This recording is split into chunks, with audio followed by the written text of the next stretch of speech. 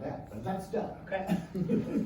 You've been around the league for quite a while, and you've seen a lot of things. But how about the fan support here this year from the beginning, even when you weren't winning games? And how has it affected the team, do you think, at home?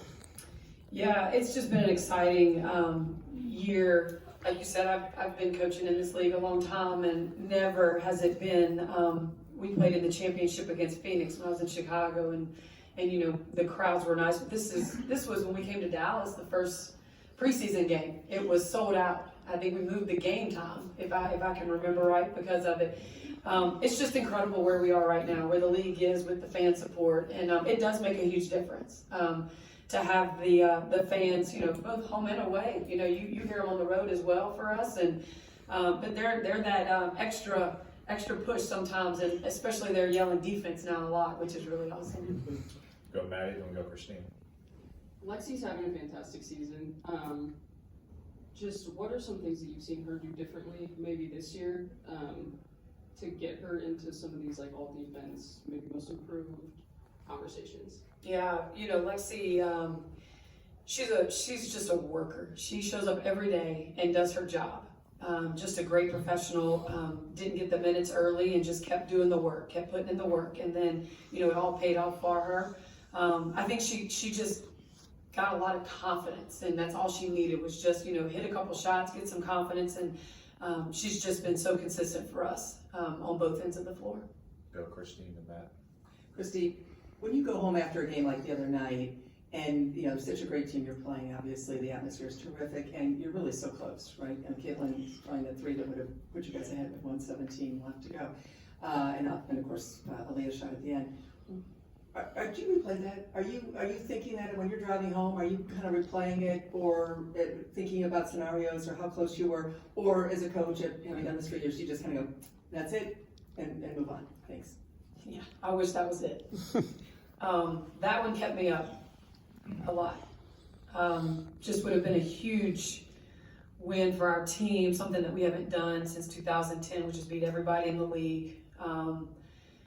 I just told our players, they had put themselves in a position, they deserve to win that game. That was kind of what I talked about before. They put in the work and deserve to win that game and do that.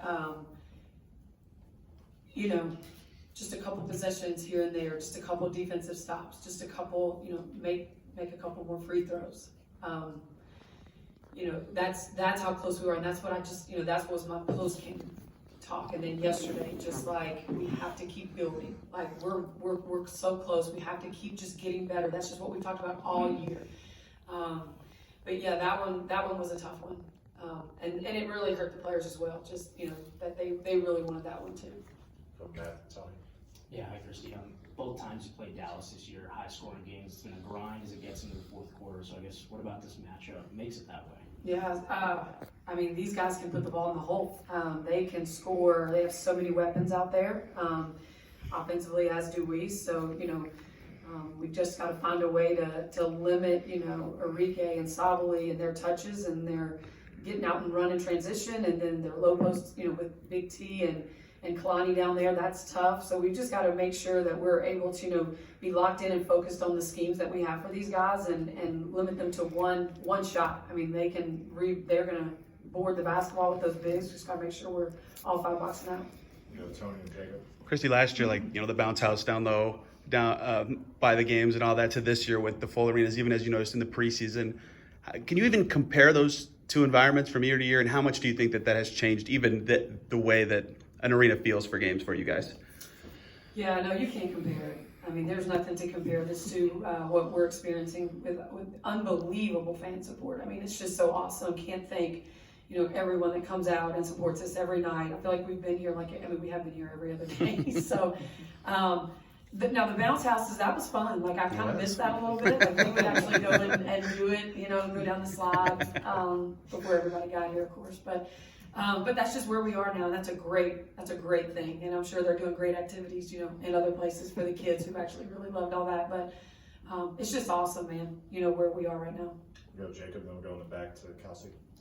Back in the preseason, Erica talked about taking kind of a mentorship role with Caitlin. Now that we've had the whole season play out. What have you seen from that relationship between those two, with her kind of as a mentor?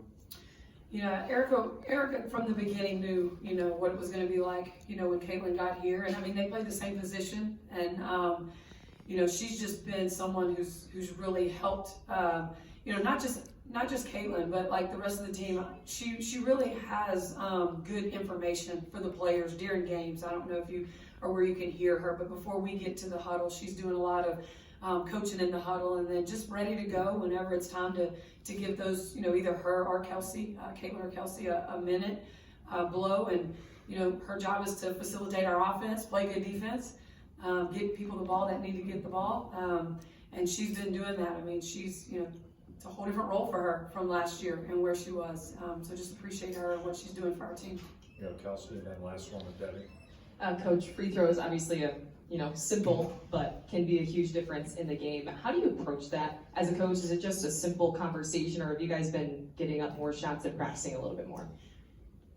Yeah, that can get real mental as a player. That's like being a shooter. You miss a couple free throws and you start overthinking it. But yeah, I mean, that was yesterday. We didn't do much on the court, but it was really discussed. Hey, let's go get some free throws. Let's make sure we get our free throws in, after video. But yeah, I mean, these guys, this is something they do. I mean, it just can get a little, you can overthink it at times, just as shooters can start overthinking their shots. Debbie, last one. Christy, you sort of already alluded to this, but I want to give you a chance to talk about the fans. This is the last home game. It is pure happiness around the arena, whether it's coming out of the team store or walking around the pavilion and all the bouncy stuff out there. And I mean, the fever of whatever that thing is called, they're shooting hoops, and there's a DJ out there on the plaza. I mean, it's just pure happiness around the arena. Can you ever digest any of that in game? Because I know how detailed you are and I know how prepared you are, but do you sense it at times that the fans change the tenor of the game in any way? Or have you even taken a chance to reflect on exactly where Indiana is with the way the league has grown? Yeah. That's some advice that I get all the time, is just take a minute to take it all in, because we're in such a different place. It's so exciting from day one. It's hard when you're just in it to take the opportunity. It's good to know that the bouncy house is outside. I didn't know that, but yeah. But even taking it further than that,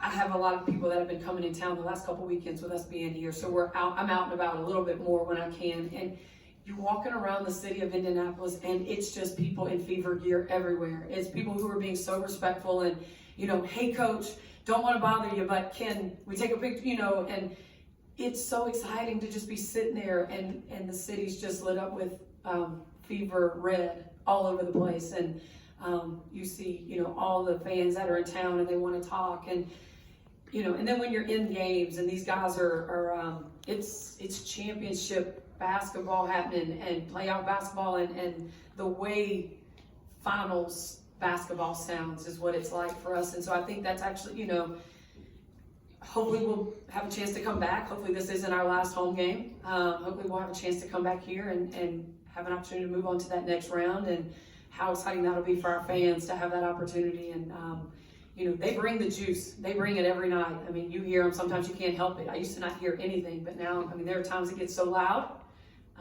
It's just awesome for the players. I mean, for them to experience this.